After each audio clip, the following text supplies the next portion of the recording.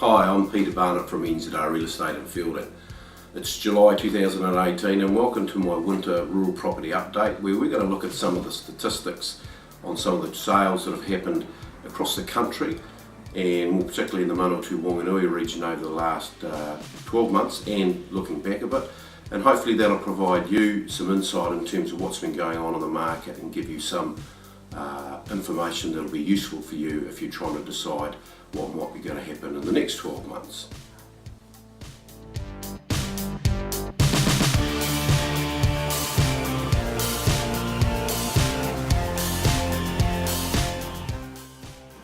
So the data we've analysed is from the Real Estate Institute in New Zealand in the main, as well as some other sources. It's all basically just sheep, beef and dairy data for properties that are sold that are over 20 hectares in size. The reason for this is so we remove any of the distortions that can happen in statistics that their lifestyle market influences. So hopefully we're just getting a clearer picture of what's happening more specifically in that pastoral and arable sector of the New Zealand market. So if we just turn the clock back to spring 2017 and just have a wee look and see how much property was on the market back then. So this graph reflects the number of farms advertised for sale in New Zealand in the Farmers Weekly and the New Zealand Farmer at the end of October for each spring. The reason we picked this particular time is it's tended to historically been the peak advertising week of the year. The years run left to right, and it shows that there obviously was a fair bit of property on the market in the spring last year on the right hand side, particularly with dairy farm listings you can see, which is shown in the light green. If we now fast forward to June 2018, this particular graph reflects the rural sales activity across the national market for each of the last 18 seasons, with the most recent season being on the right hand side.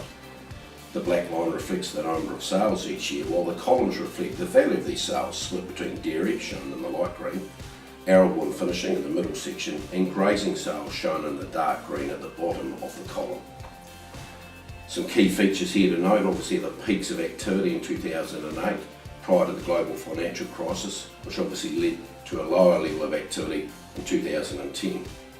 Confidence then built off the low point in that season to a smaller peak in 2014, again largely dictated by strength and confidence in the dairy sector, and has been relatively stable in terms of numbers and turnover ever since. If we look more specifically at the same sort of analysis done for the dairy sector, we note that the number of dairy farm sales and market activity has actually been quite similar in 2018 compared to the previous three seasons, and in fact the 2018 season was actually the fourth highest level of activity in the past 10.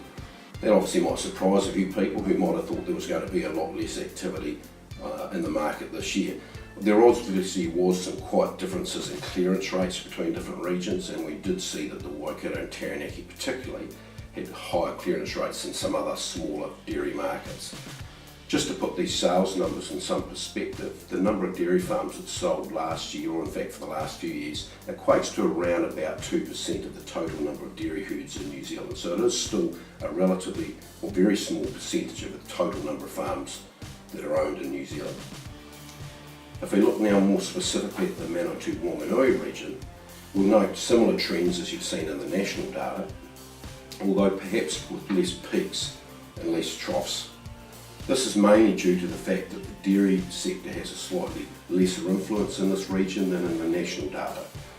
To just put this in perspective, the dairy turnover in the Manawatu Wanganui equates to about 15% of the market, whereas nationally the dairy sector equates to about 40% of the market.